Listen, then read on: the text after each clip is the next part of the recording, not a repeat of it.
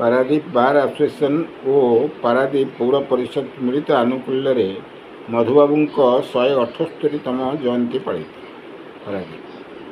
पारादीप बार association और पारादीप पौर परिषद मिलित आनुकूल्य पंडित मधुसूदन दास 178तम जयंती पारादीप पौर परिषद सभागृह महासमारोह पालित हो जाए। पारादीप बार आसोसिएशन उपसभापति तथा आईनजीवी पौर परिषद अध्यक्ष श्रीयुक्त बसंत कुमार विश्वाल मुख्य अतिथि भाव जोगदेइथिबा बेले पारादीप बार आसोसिएशन सभापति तपन कुमार दास, उपसभापति आईनजीवी कैलाश चंद्र साहू, पारादीप पौर परिषद कार्यनिर्वाही इंजीनियर दिलीप कुमार सेठी जोगदेइथिबा देखा मिलता।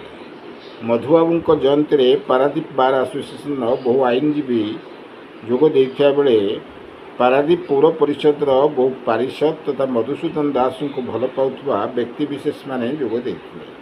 प्रथमे सकाळे पारादीप दोछकी ठारे थिबा मधुसूदन दास प्रतिमूर्ति रे माल्यार्पण करा जायथिबा देखिबाकू मिलिथिला। परे पारादीप पौर परिषद सभागृह रे मधुसूदन दास 178तम जयंती महा आडंबर पालन करा जायथिला।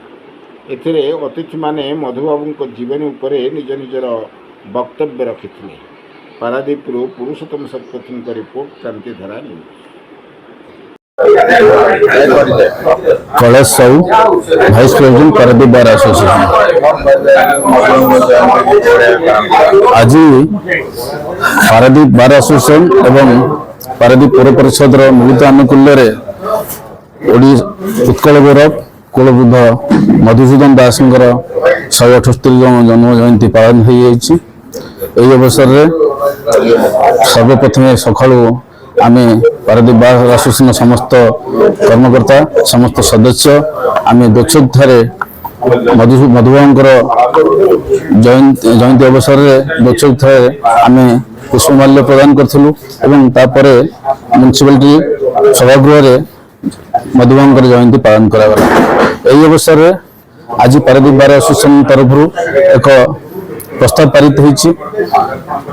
आज जो मधुबाबू जयंती अवसर जो आईनजीवी दिवस पालन कर तत्सहित स्वाभिमान दिवस ओडिशा सरकार पालन कर अवसर में ओडिशा नाम को नहीं जो संघर्ष करते मधुबाबू तांकर जीवन काल भीतर से ओडिया जाति ओडिया माटी ओडिया लोकों को जो संघर्ष करते तो यही अवसर में स्मृति को बजाय रखापी आम पारादीप बार एसोसिएशन तरफ एक प्रस्ताव पारित करोडिशा नाम को उत्कल नाम बदलवाई तार आज प्रस्ताव पारित होगा आम सरकार पाखे राज्यपाल पाखे और केंद्र सरकार पाखे ये दाबी उपस्थापन करी आज प्रस्ताव पारित होती। अवसर में समस्त ओडिशावासी को मधुबाबू जयंती अवसर में समस्त शुभेच्छा और शुभकामना जनाऊँ। पारादीप म्युनिसिपालिटी और पारादीप बार एसोसिएशन आनुकूल्य उत्कल गौरव कुलबुद्ध उत्कल मधुसूदन जयंती पालन करूँ महासमारोह आज सकाल 9 घटिका समय उत्कल गौरव मधुसूदन पूर्ण प्रतिमूर्ति दोछकी ठारे आम माल्यार्पण करूँ श्रद्धासुमन अर्पण करूँ। यापर दिवा 10 घटिकार पारादीप पौर सम्मिलन कक्ष पारादीप बार एसोसिएशन समस्त कर्मकर्ता सभापति एवं पारादीप म्युनिसिपालिटी समस्त पारिषद और कर्मचारी समस्त मिलित भाव महान जननायक प्रति स्मृतिचारण करा ओडिशार बा उत्कल विकास प्रति अवदान ओडिशारे आईन प्रतिष्ठा करबा आईनजीवी मानकर सुरक्षा करबा एवं ओडिशार विकास क्षेत्र में जो अवदान ओडिशा भाषा साहित्य संस्कृति पर अवदान भाषा भित्तिक ओडिशा राज्य प्रतिष्ठा कर अवदान एवं आपण माने जानते सर्वोपरि मधुबाबू उत्कल मधुसूदन ओडिशार अनेक क्षेत्र में प्रथम होती शिक्षा क्षेत्र हो शिल्प क्षेत्र सब क्षेत्र से जो महान चेतानायक महान जननायक थे शताब्दी महानायक थे विषय आज मुखारंभ आलोचना होता।